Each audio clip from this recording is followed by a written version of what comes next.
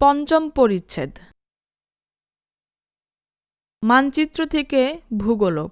একটি ভূগোলকের কাহিনী। অনেক অনেক আগে, খ্রিস্ট জন্মের ১৫০ বছর আগে, প্রাচীন গ্রিসের অন্তর্গত মালুসের দার্শনিক ক্র্যাটেস গোলকের আকারে পৃথিবীর এক প্রতিরূপ তৈরি করেন।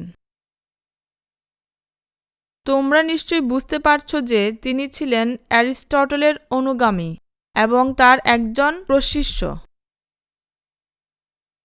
দুর্ভাগ্যবশত প্রতিরূপটি রক্ষা পায়নি। কিন্তু যারা ওটা দেখেছিলেন তারা বলেন যে ক্র্যাটেস গোলকের গায়ে একটিমাত্র স্থলভাগ একে নদ নদীর প্রবাহ দিয়ে সেটাকে কতগুলি ভাগে ভাগ করেন। ওই নদ নদীগুলো তিনি উল্লেখ করেন মহাসাগর নামে।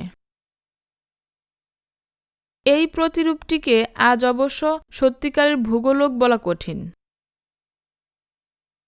অর্থাৎ সেই সময়কার মানুষের পরিচিত সমস্ত মহাদেশ আর মহাসাগর সমেত পৃথিবীর সুবৃহৎ প্রতিরূপ একে বলা যায় না।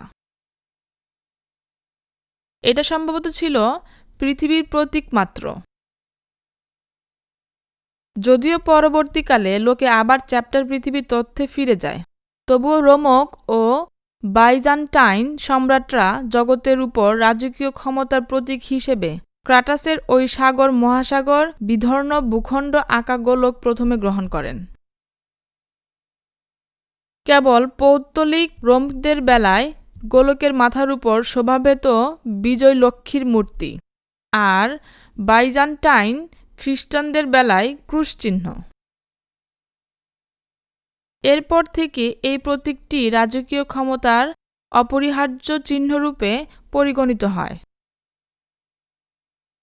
এখন এই রাজচিহ্নগুলি বিভিন্ন দেশের রাষ্ট্রীয় ও জাতীয় মিউজিয়ামগুলোতে শিল্প নিদর্শন ও মহামূল্যবান সামগ্রীরূপে সংরক্ষিত হয়ে আসছে। কেননা সেকেলের শ্রেষ্ঠ শিল্পীরা এগুলো সোনা দিয়ে তৈরি করেন, দামি পাথরে অলঙ্কৃত করেন। প্রথম খাঁটি গোলকের আবির্ভাব ঘটে ইউরোপে পঞ্চদশ শতাব্দীতে।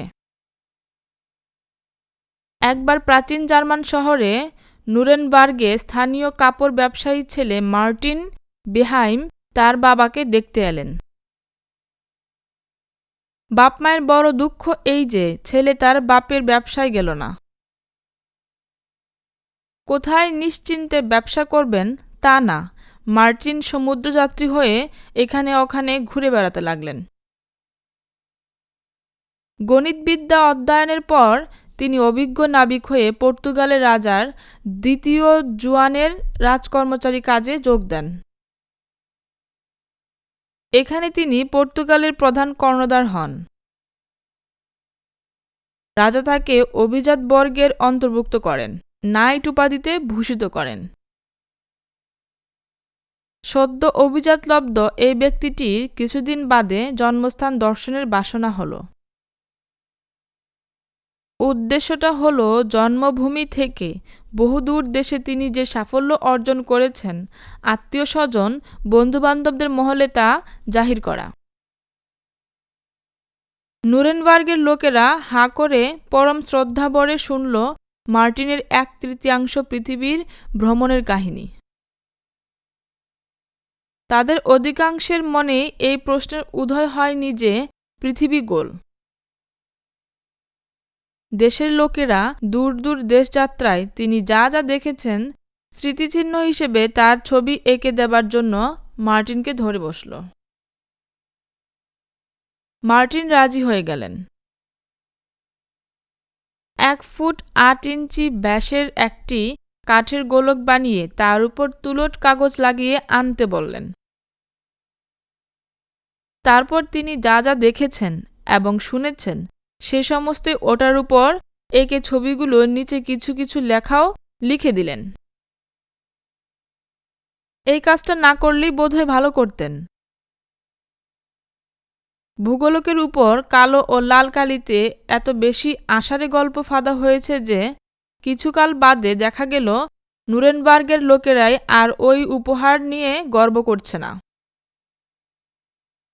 বরং জনসমক্ষে ওটা দেখাতে লজ্জাই পাচ্ছে। সর্বজন বিদিত জায়গাগুলির অক্ষাংশের ক্ষেত্রে মার্টিন বেহাইমের গোলককে এমন সমস্ত ভুল ছিল যা অতি সাধারণ মানচিত্র দেখা যায় না। আর দূর দূর দেশগুলির যেভাবে দেখানো হয়েছিল তাতে মানচিত্রটাকে একেবারেই ছেঁদেও বলতে হয়। যেমন যেখানে আমেরিকা থাকার কথা সেই জায়গায় মার্টিন বেহাইম পুরো একটা দ্বীপপুঞ্জ এঁকে লিখে রেখেছেন যে সেখানে অতি বিশাল বিশাল দৈত্যাকার লোকজনের বাস। তাদের প্রত্যেকেই সাধারণ মানুষের চেয়ে দৈর্ঘ্য 4 গুণ, এমনকি 5 গুণ বড়। এরা উলঙ্গ হয়ে ঘুরে বেড়ায়। তাদের বিরাট বিরাট লম্বা লম্বা কান, চওড়া মুখবিবর ও বড় বড় ভয়ঙ্কর চোখ। আর তাদের হাত যে কোনো লোকের হাতের চেয়ে 4 গুণ বড়। জবদ্বীপে লেজওয়ালা লোকজনের বাস বলে তিনি উল্লেখ করেন। জাপানে, যাকে তিনি জিপাঙ্গ দেশ বলেছেন, সেখানে তার বিবরণ অনুযায়ী বহু সমুদ্র দানব, সমুদ্র ডাকিনী ও বিকট ধরনের সমস্ত মাছের বাস। কিন্তু তাহলে কি হবে? ভূমণ্ডলীয় আপেল নামে পরিচিত তার ভূগোলকে রংচঙের খুবই ঘটা ছিল। প্রতিটি রাজ্য আঁকা ছিল সিংহাসন, রুরো, নৃপতি, সর্বত্র ছড়িয়ে আছে রং বেরঙের প্রতীকী চিহ্ন, উড়ছে পতাকা। দক্ষিণ গোলার্ধ সেকালে পর্যটকদের কাছে অপরিচিত ছিল বললেই চলে। ওই গোলার্ধের গায়ে মার্টিন তার গোলক সৃষ্টির ইতিহাস লিখে রেখেছেন। মার্টিন বেহাইমের পর অন্যান্য দেশেও অসংখ্য ভূগোলকের তৈরি হয়। সেগুলো ছিল ব্যয়বহুল, বিশাল আকারের। তাদের সাহায্যে পথ খুঁজে পাওয়া সুবিধাজনক নয়। তবে হ্যাঁ, নাবিকের নৌবিদ্যা শিক্ষার পক্ষে এর চেয়ে ভালো আর কিছুই ভাবা যায় না। এই কারণে বহু কারিগর ভূমণ্ডলের নতুন নতুন প্রতিরূপ গড়ার কাজ চালিয়ে যেতে লাগল। সেগুলোর মধ্যে অনন্য সাধারণও কিছু ছিল। এরকম একটি ভূগোলকের কাহিনী আমি তোমাদের বলতে চাই। একটি ভূগোলকের কাহিনী। সোভিয়েত ইউনিয়নের লেনিনগ্রাদের নেভা নদীর তীরে মিনার সমেত একটি প্রাচীন দালান আছে। এটা হলো প্রথম রুশ মিউজিয়াম। এখানে মিনারের 5 তলায় সংরক্ষিত আছে এক বিশাল ভূগোলক। এরই যে বিশদ ইতিহাস লেনিনগ্রাদে বিজ্ঞানী অধ্যাপক রুডলফ ইটস দিয়েছেন তা তোমাদের বলতে চাই। 1713 সালের শরৎকালের এক সন্ধ্যায় জার্মান ডিকরাজ্য স্লেগভিগ হলস্টিনের হটপট দুর্গের জানালাগুলি উজ্জ্বল আগুনের আলোয় আলোকিত হয়ে উঠল। শ্লেষ নদীর মধ্যবর্তী দ্বীপে নির্মিত এই দুর্লঙ্ঘ দুর্গটি সুইডিশ সেনাবাহিনী অবরোধ করে। ডিউক রাজ্যের সাহায্যের জন্য এগিয়ে আসে রুশ সেনাবাহিনী। অবরুদ্ধের সঙ্গে মিলে তারা সুইডদের বিতাড়ন করল।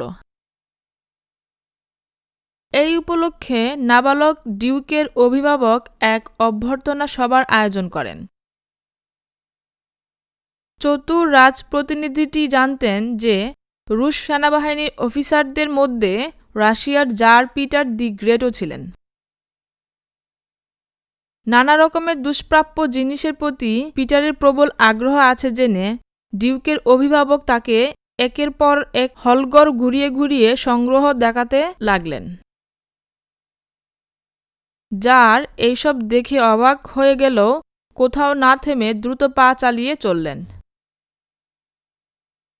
কিন্তু হঠাৎ একটা জিনিস দেখে তিনি থমকে গেলেন। আধা অন্ধকার বড় ঘরের মধ্যে দাঁড় করানো আছে এক বিশাল ভূগোলক। 3 মিটারও বেশি তার ব্যাস। গোলকটা কাঠের তৈরি, তার গায়ে কাগজ লাগানো। কাগজের উপর নানা রঙে আঁকা রয়েছে তৎকালীন ইউরোপে পরিচিত সমস্ত দ্বীপ আর মহাদেশ। পিটার আরও অবাক হয়ে গেলেন যখন গৃহস্বামী পাশের একটা ছোট দরজা খুলে অতিথিকে গোলকের ভেতরে প্রবেশের আমন্ত্রণ জানালেন। সেখানে ছিল একটা টেবিল। টেবিলের ভেতর দিয়ে চলে গেছে গোলকের অক্ষদণ্ড, আর চারপাশ ঘিরে একটা বেঞ্চি।